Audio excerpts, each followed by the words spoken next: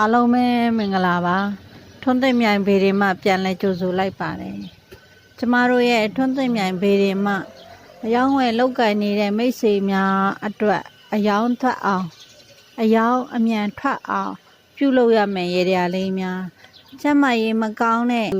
ဆေးမတိုးတဲ့မိတ်ဆွေများအတွက်ကျမကြီးကောင်းအောင်အထောက်ပံ့ရမယ်ရေရာလေးများ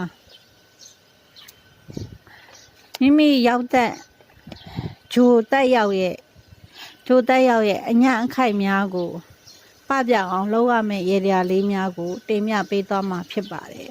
။ဒီနေ့ကတော့ရောင်းဝယ်လောက်ကင်နေတဲ့မိတ်ဆွေများအတွက်တည်တံ့တင်ပြပေးသွားမှာဖြစ်ပါတယ်။မိတ်ဆွေများစိတ်ဝင်စားရင်ဗီဒီယိုလေးကိုအဆုံးထိကြည့်ရှုနားထောင်ပေးဖို့အတွက်မေတ္တာရက်ခံပါတယ်။ဒီတနေ့အလှည့်ကြတာကတော့တောက်ကြနံကုန်ပစ္စည်းများအတွက်ပြောပြပေးသွားမှာဖြစ်ပါတယ်။တောက်ကြနံကုန်ပစ္စည်းများရောင်းဖို့ပဲဖြစ်ဖြစ်ဝယ်ဖို့ပဲဖြစ်ဖြစ်ပြုလုပ်နိုင်ပါတယ်။တောက်ကြနံကုန်ပစ္စည်းတန်တော့တန်စကားစသည်တောက်ကြနံကုန်မှန်သမျှပြုလုပ်နိုင်ပါတယ်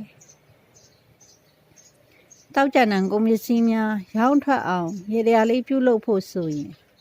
ဇီးရွက်စွန်ရွက်ဘယ်ရွက်ပဲ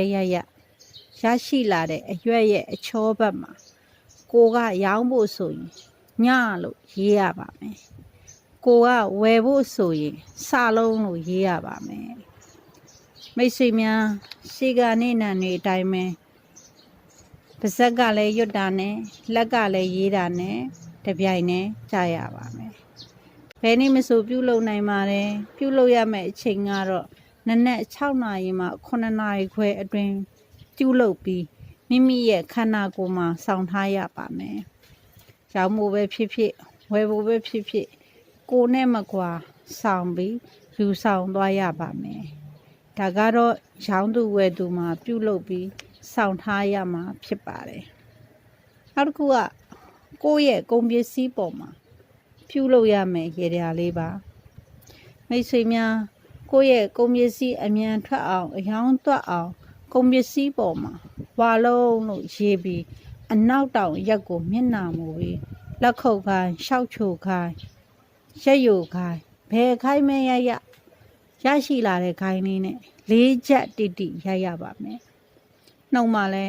ထွက်ဤပစ္စည်းအမြန်ထွက်ဆိုပြီးပြောပြီးတော့ရိုက်ကပါမယ်ပြုလုပ်ရမယ့်အချိန်ကတော့နနက်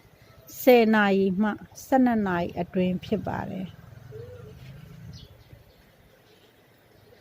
တောက်ကြနံကုန်ပစ္စည်းများအယောင်ထိုင်းနေသူများရောင်းဖို့ကြက်ညာနေသူများပြုလုပ်နိုင်ပါတယ်မိတ်ဆွေများအစဉ်ပြေကြပါစေကြမ်းရှိနေတဲ့နေ့နံများကိုလည်းဆက်လက်တင်ပြပေးသွားမှာဖြစ်လို့နောက်ဗီဒီယိုမှာပြန်တွေ့ကြပါမယ်အားလုံးပဲကျေးဇူးတင်ပါတယ်